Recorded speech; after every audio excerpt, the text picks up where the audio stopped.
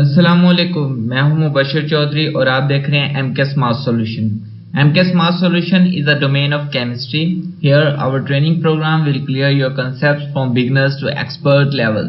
It means MCAS Math Solution का मकसद है कि हमने तमाम स्टूडेंट्स के लिए मैट्रिक टू मास्टर लेवल तक तमाम केमिस्ट्री कोर्सेज को डिजिटलाइज करना है और हर लेवल के स्टूडेंट के लिए बहुत ही ज्यादा आसान और मददगार प्लेटफॉर्म क्रिएट करना है. चलिए अब देखते हैं आज का टॉपिक. अब बात करते हैं विटामिन्स क्या होते हैं. Vitamins are the organic compounds essential for health that must be supplied in small amount in a diet. मतलब कि ऐसे ऑर्गेनिक कंपाउंड्स होते हैं जो ह्यूमन बॉडी या किसी भी ऑर्गेनिज्म की बॉडी की नॉर्मल ग्रोथ के लिए बहुत ही ज़्यादा ज़रूरी होते हैं. essential for the health that must be supplied in small amount in diet. मतलब कि खुराक के साथ ये बहुत ही छोटी मिकदार में, बहुत ही कम मिकदार में बॉडी को प्रोवाइड करने होते हैं. Discovery of vitamins. विटामिन्स की डिस्कवरी कब हुई थी? इन 1912 हॉपकिन डिस्कवर विटामिन्स. 1912 में हॉपकिन नाम का एक साइंटिस्ट था जिसने विटामिन्स को डिस्कवर किया था. He just noticed them as a substance that needed in a small amount to the body for the normal growth. मतलब कि इसने विटामिन्स को ऐसे सब्सटेंसेस के तौर पे नोटिस किया था कि जो नॉर्मल ग्रोथ के लिए बॉडी की ज़रूरी होते हैं बहुत ही कम मिकदार में. Later Funk propose the name vitamin. बाद में फंक जो है ये एक अलग साइंटिस्ट है, इसने उन सब्सटेंसेस को विटामिन्स का नाम दे दिया और साथ ही डिस्कवर द विटामिन B1. इसने विटामिन B1 को डिस्कवर किया था. B1 को थायमीन भी कहते हैं. मतलब कि हम कह सकते हैं कि इसने थायमीन को डिस्कवर किया था जब इसने उन सब्सटेंसेस को जो बॉडी की नॉर्मल ग्रोथ के लिए बहुत ही ज़्यादा ज़रूरी होते हैं, बहुत ही स्मॉल अमाउंट में, बहुत ही छोटी क्वांटिटी में उन्हें विटामिन्स का नाम दिया था by discovering the B1, thiamine को डिस्कवर करते हुए. नेक्स्ट बात करते हैं टाइप ऑफ विटामिन्स. विटामिन्स की टाइप्स क्या होती हैं? There are two type of vitamins. Number 1 fat soluble vitamins. पहली कैटेगरी विटामिन्स की वो है जो फैट में सोल्यूबल होती हैं. फैट को तो हम लिपिड्स के टॉपिक में बहुत डिटेल से डिस्कस कर चुके हैं. ऐसे विटामिन जो फैट में सोल्यूबल होते हैं उन्हें फैट सोल्यूबल विटामिन्स कहा जाता है. Those vitamins which are only dissolve in fats. मतलब जो सिर्फ और सिर्फ फैट्स में ही डिसॉल्व हो सकें वो फैट सोल्यूबल विटामिन्स होते हैं. For example vitamin A, D, E and K. ये जो विटामिन है A, D, E and K ये सारे के सारे फैट सोल्यूबल विटामिन हैं. अब देखते हैं second type of vitamin, water soluble vitamin. Those vitamin which dissolve in water. मतलब कि ऐसे विटामिन जो पानी में हल हो जाते हैं उन्हें वाटर सोल्यूबल विटामिन कहते हैं. For example vitamin B complex.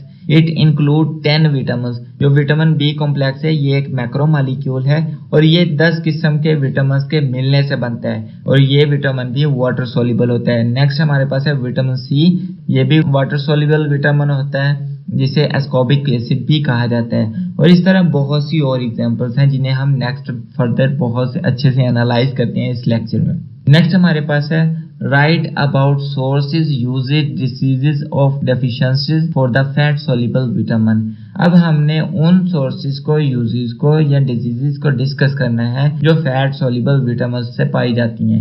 मतलब कि हमारे पास है फैट सोल्यूबल विटामिन. तो हमने फैट सोल्यूबल विटामिन के सबसे पहले देखने हैं सोर्सेज कौन कौन से होते हैं. फिर हमने बात करनी है कि फैट सोल्यूबल विटामिन के यूजेस क्या क्या हो सकते हैं. फिर हमने देखना है कि अगर फैट सोल्यूबल विटामिन की डेफिशिएंसी के नतीजे में कौन कौन से डिजीजेस आ सकती हैं बॉडी को, हमने उन्हें डिस्कस करना है. सो हम फैट सोल्यूबल विटामिन को हमने पीछे अभी डिस्कस किया है कि there are two different type of the vitamin, water soluble, fat soluble. अब हम फैट सोल्यूबल विटामिन को देखते हैं. नंबर 1 है हमारे पास vitamin A. Vitamin A is a fat soluble vitamin. अब देखते हैं sources of vitamin A. Vitamin A के सोर्सेज कौन कौन से होते हैं? Dairy products, egg, oil, fats, fishes, green vegetables, carrots, liver. ये तमाम जो चीजें हैं इनसे हम विटामिन A हासिल कर सकते हैं. मतलब कि डेयरी प्रोडक्ट जिसमें बटर आ जाता है, मिल्क आ जाता है, एक्स्ट्रा चीज आ जाती है, ये सारे के सारे जो डेयरी प्रोडक्ट्स हैं ये हमें विटामिन A प्रोवाइड करती हैं. एग्स भी विटामिन A प्रोवाइड कर रहा है. ऑयल या फैट्स जो भी हम इस्तेमाल कर रहे होते हैं खाने में वो भी हमें विटामिन A प्रोवाइड कर रहा होता है. अब मछली खाने से भी हमें विटामिन A मिल रहा होता है. फिश मतलब हम जो खा रहे होते हैं उसमें भी विटामिन A पाया जा रहा होता है. ग्रीन वेजिटेबल, जितनी भी ग्रीन वेजिटेबल्स पाई जा रही होती है उन सब में विटामिन A होता है. कैरेट्स, गाजर और लीवर तक उस चीज में भी विटामिन A पाया जा रहा होता है. तो देखिए कितने ज्यादा सोर्सेज है विटामिन A को हासिल करने के लिए. अब जरूरी नहीं है कि अगर एक चीज एक्सपेंसिव है तो हम उससे जो लेस कॉस्ट पे चीज आ रही है उससे भी खाने के बाद विटामिन ए हासिल कर सकते हैं। और विटामिन की सबसे बेस्ट बात ये होती है कि ये बहुत ही ज्यादा स्मॉल क्वांटिटी में रिक्वायर्ड होते हैं बॉडी को for their normal growth. Next बात करते हैं usages of vitamin A. Vitamin A के इस्तेमालात क्या क्या हैं, मतलब कि मेन फंक्शनिंग क्या है विटामिन ए की। Use vitamin A maintain the health of epithelium and act on retina's dark adaptation mechanism, मतलब कि कह सकते हैं कि ये एपिथेलियम की हेल्थ को मेंटेन करता है और सबसे ज्यादा इफेक्ट इनका होता है आंखों पर, मतलब कि ये रेटिना के जो डार्क एडॉप्शन मैकेनिज्म है, मतलब अंधेरे में देखने का जो मैकेनिज्म है उसको मेंटेन करता है, उस पर बहुत ज्यादा असरअंदाज होते हैं। तो कुछ लोग ऐसे होते हैं जो अंधेरे में सही से देख पाते हैं, मतलब कि उसमें विटामिन ए की क्वांटिटी बहुत अच्छे से काम कर रही है और उनके रेटिना बहुत ज्यादा हेल्थी है और इस वजह से वो बहुत आसानी से अंधेरे में भी देख सकते हैं। और नेक्स्ट बात करते हैं डिजीजेज ऑफ विटामिन ए। अगर विटामिन ए की डेफिशिएंसी हो जाए, कमी हो जाए, तो कौन कौन सी बीमारियां लाक हो सकती हैं उन्हें देखते हैं। नंबर 1 है नाइट ब्लाइंडनेस, रात का अंधापन। नंबर 2 है आईज इन्फेक्शन, आंखों का इन्फेक्शन हो जाना। तो ये दो मेजर कैटेगरीज हैं उन डिजीजेस की जो विटामिन ए की कमी की वजह से होती हैं। नाइट ब्लाइंडनेस, देखें हमने कहा था विटामिन ए जो है ये आंखों के लिए बहुत ज़्यादा मुफीद होता है क्योंकि ये रेटिना की हेल्थ को मेंटेन करता है और रेटिना डार्क एडॉप्शन मैकेनिज्म को जनरेट कर रहे होते हैं इन स्पेसिफिक केस। ठीक है, जब अंधेरा होता है तो रेटिना ही ऐसी प्रॉपर्टीज प्रोवाइड करते हैं, खसूसियात प्रोवाइड कर रहे होते हैं कि हम अंधेरे में भी देख सकते हैं। तो अगर विटामिन ए की कमी होगी तो रेटिना की हेल्थ पे कॉम्प्रोमाइज हो गया और अगर रेटिना की हेल्थ स्पॉइल होगी तो नाइट ब्लाइंडनेस या आई इन्फेक्शन जैसी बीमारियां लाहक हो जाएंगी। नेक्स्ट हमारे पास फैट सोल्यूबल विटामिन है विटामिन डी। विटामिन डी क्या कर रहा है, इसके सोर्सेज क्या होते हैं। अब सोर्सेज में बात कर लेते हैं। Fish liver, dairy products, oil and fats also produced by skin when exposed to sunlight, मतलब कि फिश का जो लिवर होता है उससे भी हम विटामिन डी हासिल कर सकते हैं। डेयरी प्रोडक्ट जैसे दूध, मक्खन और इस तरह चीज़ की बात कर लेते हैं, पनीर की बात कर लेते हैं, ये सारे प्रोडक्ट्स जो है डेयरी प्रोडक्ट्स ये विटामिन डी प्रोवाइड करते हैं। ऑयल या फैट्स जो हम वेजिटेबल्स के लिए इस्तेमाल कर रहे होते हैं उनमें भी विटामिन डी पाया जा रहा होता है। और सबसे बेस्ट बात, अगर हम कुछ ना भी खाएं, अगर हम सिर्फ और सिर्फ सूरज की रोशनी में ही बैठ जाएं कुछ लम्हे के लिए तो हमारी बॉडी खुद भी विटामिन डी को प्रोड्यूस करती है, जनरेट कर रही होती है। सो मेजर सोर्सेज में हमारे पास फिश लिवर आ गए, डेयरी प्रोडक्ट्स आ गए, ऑयल एंड फैट्स आ गए और सबसे बेस्ट जो बात है एक्सपोज टू सनलाइट, सूरज की रोशनी में बैठने से भी विटामिन डी बन रहा होता है। अब विटामिन डी के यूजेस कौन कौन से, इस्तेमालात कौन कौन से हो सकते हैं। Vitamin D is play a very important role in the absorption of calcium, which is essential for the maintenance of health of bone. मतलब कि हड्डियों की हेल्थ को मेंटेन करने के लिए कैल्शियम की ज़रूरत होती है और विटामिन डी जो है ये प्ले कर रहा होता है एब्जॉर्प्शन ऑफ कैल्शियम का मैकेनिज्म को, मतलब मेंटेन करने का जो प्रोसेस है उसे विटामिन डी मेंटेन कर रहा होता है। सो इसलिए कहते होते हैं जिनकी हड्डियां कमज़ोर होती हैं, जिनकी हड्डियों में मसला होता है या किसी एक्सीडेंट के नतीजे में अगर हड्डियां टूट जाती हैं तो उसको विटामिन डी क्यों प्रोवाइड किया जा रहा होता है, क्योंकि विटामिन डी कैल्शियम की एब्जॉर्प्शन को बढ़ा देता है और जिसके नतीजे में क्या हो रहा है, हड्डियां उस कैल्शियम को अच्छे से यूटिलाइज करती हैं और बोन्स को स्ट्रॉन्ग कर रही होती हैं या बोन्स की हेल्थ को मेंटेन कर रही होती हैं। अब बात करते हैं डिजीजेज ऑफ विटामिन डी, मतलब कि विटामिन डी की डेफिशिएंसी से कौन कौन सी बीमारियां लाहक हो सकती हैं। रिकेट्स सबसे जो मेजर काज है विटामिन डी की डेफिशिएंसी से बनने वाली रिकेट्स होती हैं। ये ऐसी बीमारी है, देखें जैसे न्यू बॉर्न बेबी होता है उसकी जो टांगे होती हैं वो मुड़ी होती हैं, टेढ़ी होती हैं, तो ये विटामिन डी की डेफिशिएंसी की वजह से हो रही होती हैं जिसे रिकेट्स कहा जाता है। ये ऐसी कंडीशन होती है। नेक्स्ट हमारे पास है right about the sources, usages and diseases of the deficiency of water soluble vitamins, मतलब कि अब हमने डिस्कस करने हैं वाटर सोल्यूबल विटामिन्स। विटामिन्स की टाइप में हमने बहुत अच्छे से देख लिया था कि वाटर सोल्यूबल विटामिन्स वो होते हैं जो पानी में हल हो सकते हैं, पानी में डिसॉल्व हो सकते हैं, उन्हें वाटर सोल्यूबल विटामिन कहा जाता है। इसमें सबसे बेस्ट एग्जांपल हमने पढ़ी थी vitamin C, vitamin B complex, vitamin B1, B2। So हम वन बाय वन सबको डिटेल से डिस्कस करते हैं। विटामिन सी, अब विटामिन सी का सबसे पहले देखते हैं sources of vitamin C. Sources में हमारे पास सिट्रिक फ्रूट्स है, ऑरेंज, ग्रेप्स, टोमेटोज, पेपर, तो ये सारी की जो चीज़ें हैं ये विटामिन सी प्रोवाइड कर रही होती हैं। जो कड़वे फ्रूट्स होते हैं, जैसे हमने माल्टों की बात कर ली, ग्रेप्स अंगूरों की बात कर ली, और उसके बाद टोमेटो होता है, टमाटर हो गया, यहाँ पेपर मिर्चें हो गई, ये सारी चीज़ें हमें विटामिन सी प्रोवाइड कर रही होती हैं। नेक्स्ट है uses of vitamin C. Vitamin C के इस्तेमालात क्या क्या हैं? Part of an enzyme needed for the protein metabolism, important for the healthy immune system. Vitamin C बहुत ही ज़्यादा इम्पोर्टेंट होता है बिकॉज ये एंजाइम्स का हिस्सा बन के प्रोटीन के मेटाबॉलिज्म में इन्वॉल्व होता है और प्रोटीन्स का मेटाबॉलिज्म को मेंटेन कर रहा होता है। और इसके अलावा हम बात कर लेते हैं कि जो बॉडी का इम्यून सिस्टम होता है उसकी हेल्थ के लिए भी बहुत ही ज़्यादा इम्पोर्टेंट होता है। मतलब कि बॉडी का जो इम्यून सिस्टम है उसे हेल्थी रखने के लिए, एक हेल्थी इन्वायरमेंट क्रिएट करने के लिए बहुत ही ज़्यादा अहम किरदार अदा कर रहा होता है विटामिन सी। अब देखते हैं डिजीजेज, मतलब कि डेफिशिएंसी ऑफ विटामिन की बात कर रहे हैं कि विटामिन सी की डेफिशिएंसी से कौन सी डिजीज लाहक हो सकती है। स्कर्वे। स्कर्वे एक ऐसी बीमारी है जो विटामिन डी की इनएफिशिएंट सप्लाई से पैदा होती है। और इसके बाद क्या होता है कि इंसानी जिस्म की बात कर लेते हैं कि स्किन पे बहुत सारे स्पॉट्स बन जाते हैं, धब्बे बन जाते हैं, गम्स लाइक स्ट्रक्चर होते हैं, टीथ जो होते हैं वो गलना शुरू हो जाते हैं, खराब होना शुरू हो जाते हैं टीथ। और उसके अलावा बात कर लें तो इंसानी स्किन से ब्लीडिंग का प्रोसेस स्टार्ट हो जाता है, किसी न किसी जगह से खून रसता रहता है। तो ये सारी जो बीमारियां हैं ये इस कंडीशन में लाहक होती हैं कि अगर विटामिन सी की इनएफिशिएंसी हो, कमी हो जाए। नेक्स्ट बात करते हैं हमारे पास विटामिन B1 जिसे हम थायमिन बी कहते हैं। ये भी वाटर सॉल्युबल विटामिन है। अब इसमें क्या होता है, फर्स्ट ऑफ ऑल तो हम विटामिन B1 मतलब के थायमिन के मेजर सोर्सेज देखते हैं, कहाँ कहाँ से हासिल किए जा सकते हैं। Grains, liver, dry beans, nuts and seed, ये जितनी भी ऐसी चीजें हैं, मतलब ग्रेन्स हो गए, लीवर हो गए, या ड्राई बीन्स हो गई, नट्स हो गई, या फिर कोई और बीज हो, तो उनसे भी हम विटामिन B1 मतलब के थायमीन को हासिल कर सकते हैं। नेक्स्ट हमारे पास है यूजेस ऑफ विटामिन B1 मतलब थायमीन के इस्तेमालात कौन कौन से होते हैं। It help with the energy production in the body, मतलब कि ये बॉडी में एनर्जी प्रोड्यूस करने के लिए बहुत ज़्यादा हेल्पफुल होता है। ये उस मैकेनिज्म को इन्हांस कर रहा होता है या मेंटेन कर रहा होता है। अब बात करते हैं डिजीजेज ऑफ विटामिन B1।